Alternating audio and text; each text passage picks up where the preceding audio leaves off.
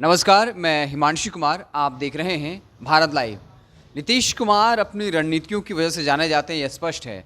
उनको किसी के अंदर दब करके या प्रेशर में काम करने का अनुभव नहीं है और इसलिए वो वजह है कि जब से उनका कद जो है वो छोटा हुआ है, वो लगातार असहज दिखते हैं और इसी को लेकर वो अपना सब कुछ लगा देना चाहते हैं, पूरी ताकत लगा देना चाहते हैं ताकि वो अपनी स्थिति मजबूत कर सकें।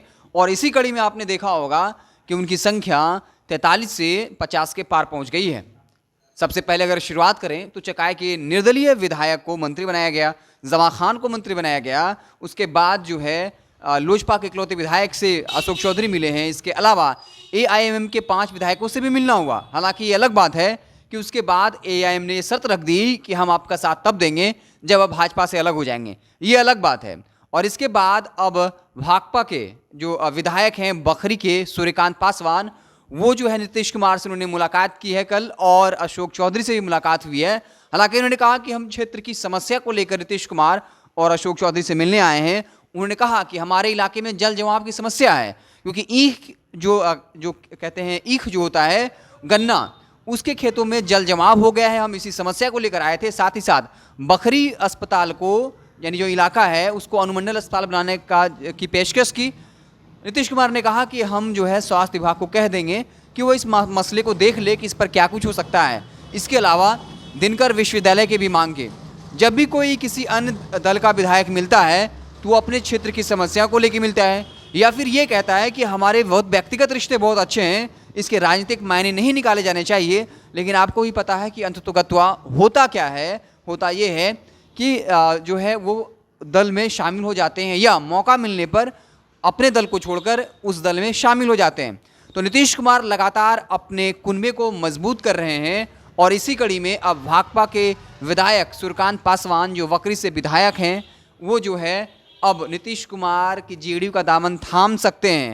हालांकि औपचारिक मुलाकात थी और सबसे बड़ी बात कि अशोक चौधरी भवन निर्माण मंत्री वहाँ मौजूद थे और अशोक चौधरी के नाम का जिक्र आते ही आपको ये क्लियर पिक्चर हो जाना चाहिए कि सबसे बड़ी भूमिका जेडीयू को मजबूत करने में ही है, अन्य दलों के विधायकों को अपने पाले में लाने की है।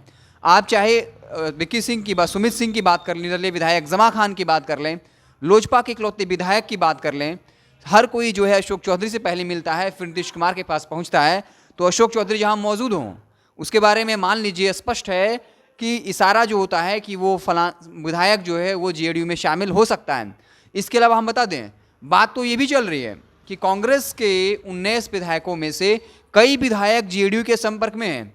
और आपको पता होगा कि अगर अशोक चौधरी सुमित सिंह को पाले में ला सकते हैं, बीएसपी के इकलौते विधायक जमा खान को पाले में ला सकते हैं, लोजपा के इकलौते विधायक को अपने तरफ खींचने की कोशिश कर सकते हैं, तो कांग्रेस के विधायकों को तोड़ना कौन सी बड़ी बात हो। क्योंकि अशोक चौधरी आपको पता होगा कांग्रेस के प्रदेश अध्यक्ष रहे हैं और उनकी पकड़ जो है कांग्रेस के अंदर काफ़ी मजबूत है।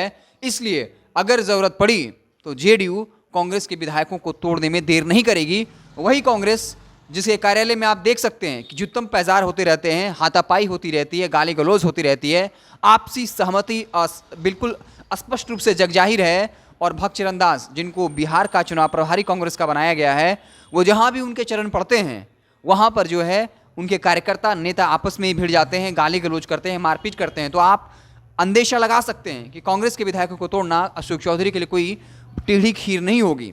तो हम बता दें आपको फिर से कि बखरी के भाकपा विधायक सूर्यकांत पासवान नीतीश कुमार से मिले हैं। अशोक चौधरी वहाँ मौजूद थे, वहाँ उन्होंने अपने क्षेत्र की समस्याएं रखी हैं और अब ये कयास चल पड़ा है कि हो सकता है कि भाकपा के विधायक जो सूर्यकांत पासवान है, उनकी वापसी जो है, माफ़ करिएगा वापसी नहीं कह सकते, वो जेडीयू में शामिल हो सकते हैं, जेडीयू की सदस्यता ले सकते हैं। क्योंकि नीतीश कुमार एक रणनीति के तहत अन्य दलों के विधायकों को अपने पाले में करने की कोशिश कर रहे हैं ताकि वो अपने कुनबे को मजबूत कर सकें, ताकि राजद इस दावे के साथ नहीं कह सके कि 17 विधायक हमारे संपर्क में हैं, जब 28 होगा तो हम सरकार तोड़ देंगे। उससे पहले नीतीश कुमार अपने कुनबे को लगातार मजबूत कर रहे हैं। साथ ही साथ उससे ज़्यादा दबाव बीजेपी का है और बीजेपी को भी दबाव देने के लिए, ताकि अनावश्यक बीजेपी जो है उनके ऊपर दबाव ना बना पाए, उन्हें छोटे भाई की हैसियत की याद ना दिलाए, इसके लिए नीतीश कुमार जो है अशोक चौधरी के माध्यम से अन्य दलों के विधायकों को अपने पाले में करने की कोशिश करते रहेंगे। तो आप देखते रहें भारत लाइव, हम आपको पल पल की खबरों से लगातार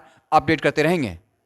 अगर ये वीडियो पसंद आई और वह बिहार के राजनीति और बिहारियत से सरोकार रखेनी तो सब्सक्राइब बटन दबा के चैनल के सब्सक्राइब कर ली। ओजे एगो घंटी बा, ओकरा बटन दबा देला से कुल सटीक और मारक खबर रुआ मुफ्त में मिल जाई। अगर रुआ पत्रकारिता के हमनी के नया प्रयोग में सहयोग कर चाहतानी तो ज्वाइन बटन दबा दी। पेटीएम नंबर नोट कर ली 9386816700। धन्यवाद।